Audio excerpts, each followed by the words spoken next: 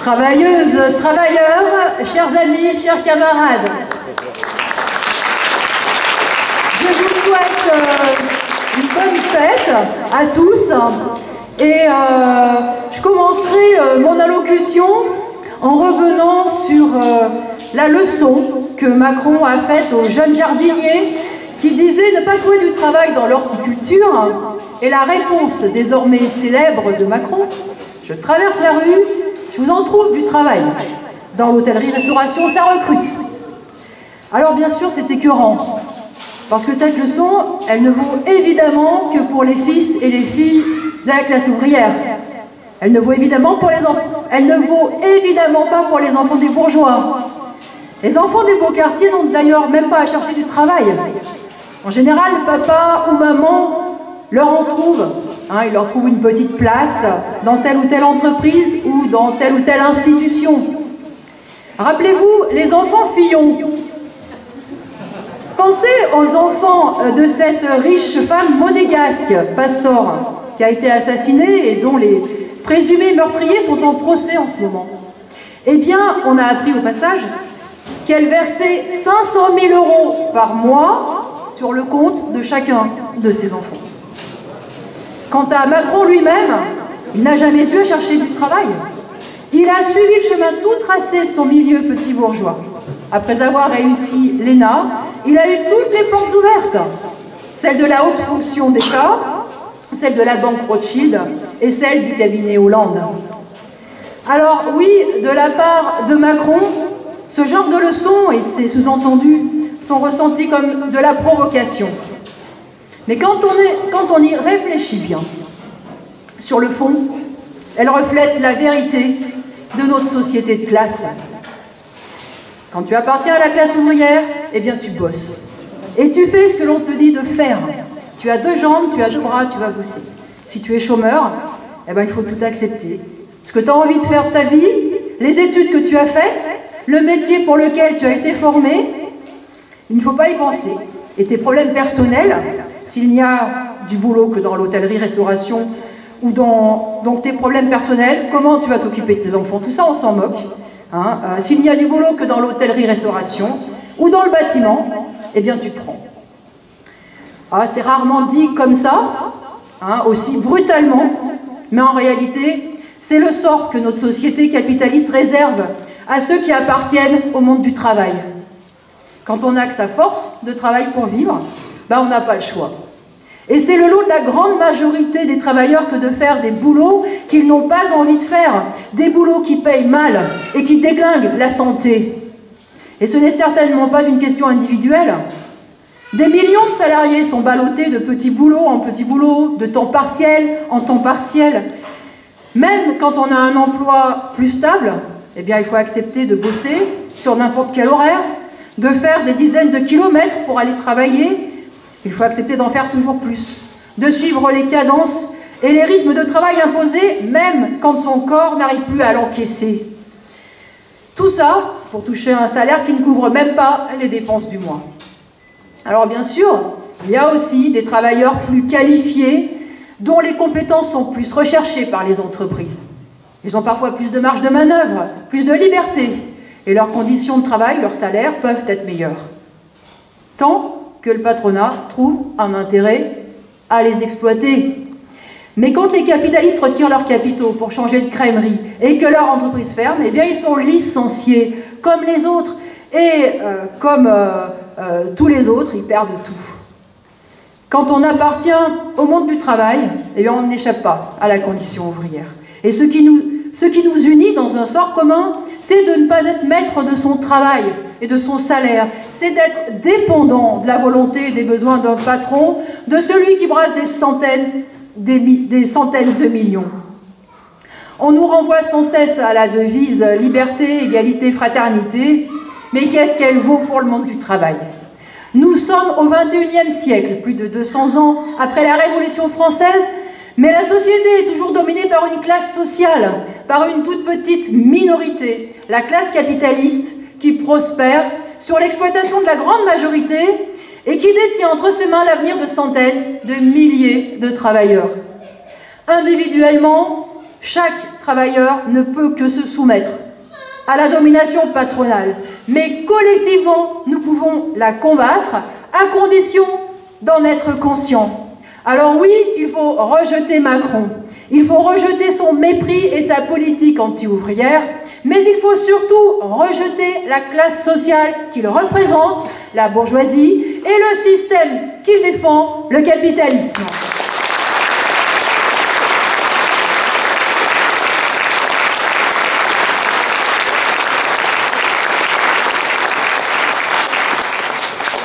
Macron ne fera qu'un temps, mais la bourgeoisie, elle est installée au pouvoir depuis plus de 200 ans.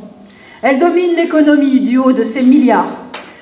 En 2017, l'envolée des bourses a fait gagner 1000 milliards de dollars aux 500 plus grandes fortunes mondiales. Le propriétaire de LVMH, Bernard Arnault, a vu son patrimoine s'accroître de 20 milliards, soit 1300 € toutes les 2 secondes. Pourquoi accepte-t-on cette domination? Si cette classe sociale dirigeait bien, et si l'économie se développait et débouchait sur un progrès général de la société, on pourrait se dire que l'exploitation et le parasitisme qu'elle opère a une justification, et que finalement, la bourgeoisie mérite de diriger. Mais c'est l'inverse qui se passe. La domination de cette minorité capitaliste mène l'économie et la société à la catastrophe. Les grands médias et les politiciens nous expliquent que sans cette bourgeoisie, rien ne se ferait, car c'est elle qui entreprend et c'est dirigé. Mais prenez ce qui se passe à l'échelle d'une grande entreprise. Dans l'écrasante majorité des cas, la bourgeoisie ne dirige pas, elle encaisse. Elle a pris des parts dans l'entreprise, elle est actionnaire, mais elle ne met jamais les pieds dedans. Pour diriger ces entreprises, elle paye du haut en bas de la hiérarchie toute une armada de mercenaires obsédés par la rentabilité. Et c'est sur les ouvriers, les employés et les comptables, ceux qui sont au bas de l'échelle, que retombent les problèmes et les conséquences de leurs décisions. Dans les entreprises, ce sont les travailleurs qui connaissent le travail, résolvent les problèmes techniques et font tourner la boutique. Le rôle des grands actionnaires, c'est de prendre les bénéfices et d'en demander toujours plus. Quant au rôle d'investisseurs de ces capitalistes, eh bien parlons-en. Tous les gouvernements leur ont déroulé le tapis rouge en baissant leurs impôts, en leur faisant cadeau sur cadeau. Ils ont fait reculer les droits des travailleurs. Eh bien malgré tout ça, ni les investissements, ni les embauches ne décollent. Et ça sera la même chose demain. Parce que le capitalisme est en bout de course. Il est enfoncé dans une crise dont il ne peut pas sortir. Les marchés sont saturés, la surproduction est généralisée et elle condamne l'économie au marasme. Pour accroître ses profits, la bourgeoisie n'a plus que 2 solutions. Piquer des parts de marché à ses concurrents, c'est-à-dire mener la guerre commerciale, qu'elle prenne la forme du libre-échange ou du protectionnisme, et accroître l'exploitation des travailleurs, c'est-à-dire faire reculer les conditions de travail, imposer aux salariés de travailler plus de façon à comprimer les salaires et les emplois. À cela s'ajoute le poids extraordinaire pris par la finance. Elle ajoute non seulement son parasitisme, mais elle menace en permanence de faire plonger l'économie dans un nouveau krach.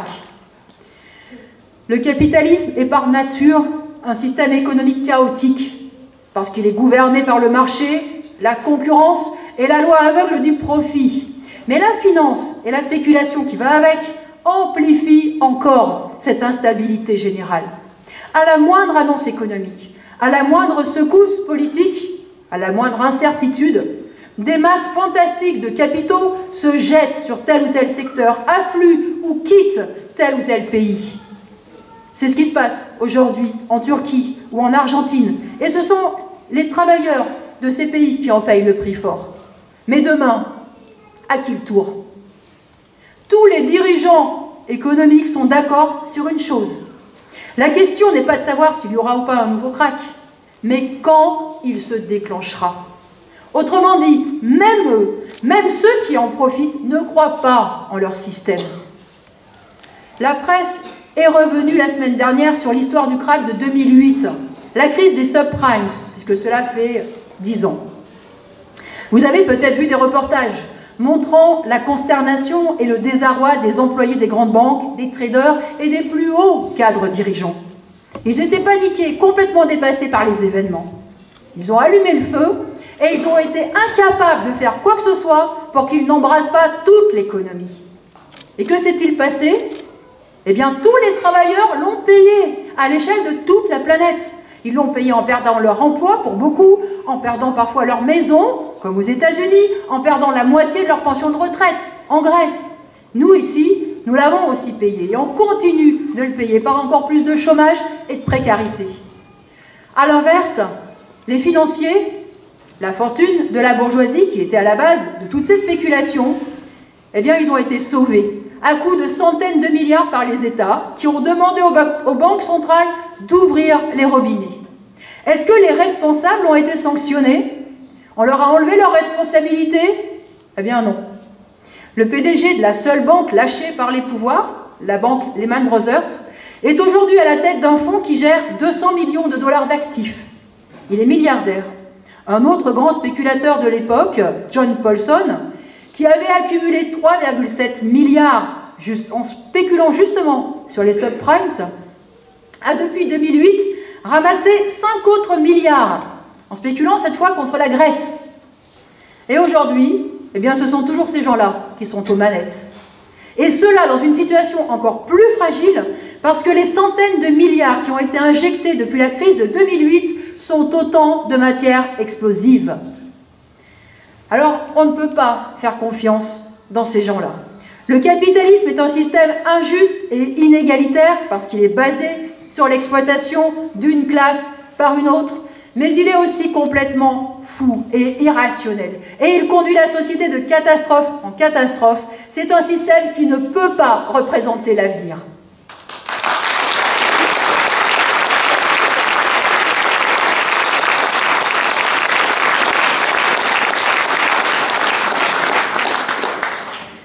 La bourgeoisie a mérité un temps son appellation de classe révolutionnaire. Oh, elle a toujours fait ses profits sur la peau des travailleurs. Elle a accumulé ses premiers capitaux dans le sang et la boue, comme disait Marx, au travers du commerce triangulaire, de l'esclavage et d'une exploitation féroce dans les bagnes industriels qu'elle avait construits. Mais contrairement à l'immobilisme de la noblesse de l'Ancien Régime, qui vivait du parasitisme pur et simple, elle réalisait ses profits en construisant des usines, des routes, des ponts, des chemins de fer. Son système reposait sur la production et sur le développement de l'industrie. Une immense machinerie qui a fait naître un système productif qui a dépassé tout ce que l'humanité avait inventé. Mais aujourd'hui, la bourgeoisie et le capitalisme n'ont plus rien de progressiste. Oh, bien sûr, la vie continue. Il y a des progrès scientifiques, des innovations. Avec son iPhone, Apple a par exemple investi le monde entier. La connexion Internet est devenue aussi et peut-être même plus importante que la machine à laver. Mais à côté de cela, les familles ont toujours du mal à s'acheter de la viande, du poisson, du fromage. Elles ne peuvent pas se payer une mutuelle ou le permis de conduire des enfants. L'iPhone a pénétré de partout, jusque dans les régions d'Afrique ou d'Asie qui n'ont toujours pas l'électricité ni l'eau courante. Les dirigeants des pays riches, parlent de relancer la conquête spatiale, mais ils disent ne pas avoir d'argent pour maintenir les hôpitaux de proximité, pour rénover les chemins de fer, pour entretenir les routes ou les ponts et éviter des catastrophes comme celle de Gênes, par exemple. La société et l'économie marchent sur la tête parce qu'on ne peut pas décider collectivement en fonction des intérêts du plus grand nombre. Les choix fondamentaux pour développer harmonieusement la société nous échappent. Ils sont laissés dans les mains de la classe capitaliste et au hasard de l'initiative privée et du marché. C'est un immense gâchis. Des millions de femmes et d'hommes sont condamnés à l'inactivité alors qu'ils pourraient être utiles. Et au lieu de servir pour construire, rénover, faire de la recherche, des centaines de milliards alimentent les marchés financiers et la spéculation. Alors que la science avance et permet une maîtrise croissante de la nature, eh bien nous sommes incapables de contrôler les conséquences de notre propre activité économique sur la planète et le climat, et nous sommes incapables d'enrayer la catastrophe écologique. Les capitalistes sont devenus un obstacle au progrès collectif, et à l'échelle de la société, le rôle réactionnaire de la bourgeoisie ressort par tous les bouts. La crise du capitalisme, les rivalités nous ont déjà amené, les rivalités entre les capitalistes nous ont déjà amené à 2 guerres mondiales. Aujourd'hui, on assiste à la montée de l'extrême droite et à l'emprise croissante des idées réactionnaires. Des millions de femmes et d'hommes, chassés de leur pays par la guerre, l'oppression ou la misère, s'entassent dans des camps infâmes, où sont traqués et condamnés à errer de pays en pays quand ils ne meurent pas dans la traversée de la Méditerranée. Il y a partout des foyers de guerre qui menacent de se transformer en une guerre plus générale parce qu'ils sont aussi le théâtre de rivalité des grandes puissances. Tous ces fléaux découlent du capitalisme et de la crise dans laquelle il nous enfonce. Le renverser est une nécessité, non seulement pour les exploités qui en sont les premières victimes, mais pour tous ceux qui sont soucieux de préserver l'humanité.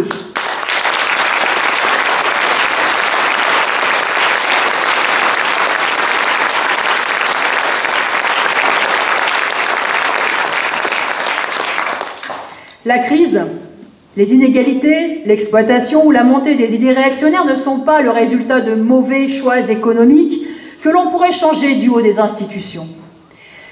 Ils sont la résultante d'un ordre social. Le fond du problème, ce n'est pas tel ou tel homme ou telle étiquette politique. Ce n'est même pas les bonnes intentions d'un tel ou d'un tel vis-à-vis des travailleurs, c'est l'ordre social dans lequel ils gouvernent. C'est la classe sociale et les lois économiques auxquelles il se soumet.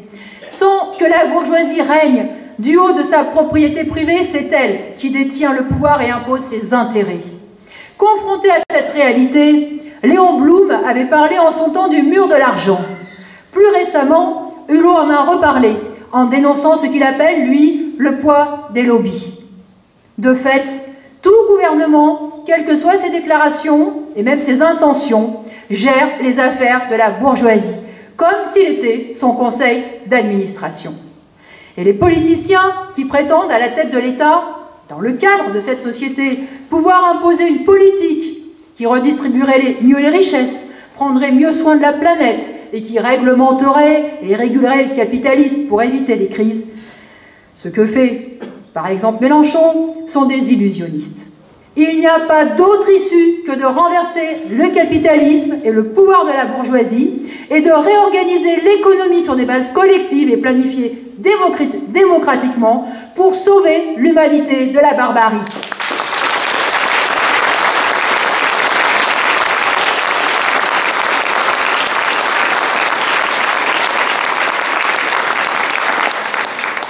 Et ce sont les travailleurs qui peuvent mener ce combat. Ce sont les travailleurs qui peuvent mener le combat contre la bourgeoisie et représenter l'avenir, à condition d'en être conscients. Les travailleurs sont en première ligne dans la lutte des classes. Il suffit de franchir la porte d'une entreprise pour comprendre qu'il faut se défendre au quotidien, que ce soit pour résister aux cadences, se faire payer ses heures de travail ou tout simplement pour se faire respecter. Cette résistance s'exerce de plein de façons. On peut traîner les pieds, faire semblant de ne pas avoir entendu tel ou tel ordre. On peut aussi faire des pétitions, se rassembler pour aller voir collectivement la direction. Cela peut aller jusqu'au débrayage et jusqu'à se mettre en grève. Et c'est là, c'est au cours de ce genre d'action collective que les travailleurs découvrent leur puissance sociale et leur capacité à changer le rapport de force avec le patronat. Mais la conscience d'avoir à se défendre collectivement est une chose. La conscience politique d'avoir à renverser la bourgeoisie et de prendre le pouvoir en est une autre. Cette conscience-là, elle dépend de l'existence d'un parti. Elle dépend de l'existence de militants convaincus que le combat des travailleurs pour leurs conditions d'existence, pour leur salaire ou leur emploi, et le combat pour leur émancipation totale ne fait qu'un. Tout dans la situation de crise actuelle montre que les travailleurs ne parviendront pas à défendre leurs conditions d'existence sans renverser le pouvoir de la bourgeoisie. La moindre revendication se heurtera au pouvoir patronal. Récemment, j'ai été interpellée sur le fait qu'il faudrait revendiquer le SMIC à 2000 €, 2000 € net, parce que les 1800 € net que j'avais mis en avant dans la campagne présidentielle comme une nécessité sont déjà dépassés par l'inflation. C'est vrai. Mais la question n'est pas tellement là. Qui peut penser que le patronat acceptera de porter le SMIC ne serait-ce qu'à 1400 € net? Avec la crise, dans cette situation où la bourgeoisie est à l'offensive pour reprendre des droits aux travailleurs, elle ne lâchera rien. Chaque revendication sérieuse venant des salariés ne peut que faire l'objet d'une guerre sociale. Si l'on veut réellement se battre pour assurer des salaires et des pensions de retraite dignes, ou pour imposer de répartir le travail entre tous, eh bien, il faut être prêt à aller jusqu'au bout. C'est-à-dire jusqu'à exproprier la bourgeoisie et lui arracher le pouvoir. Pour que le combat des travailleurs, pour ses intérêts matériels, ouvre réellement des perspectives, eh bien, il doit se mener avec la conscience communiste révolutionnaire qu'il faut exproprier la bourgeoisie et la remplacer au pouvoir.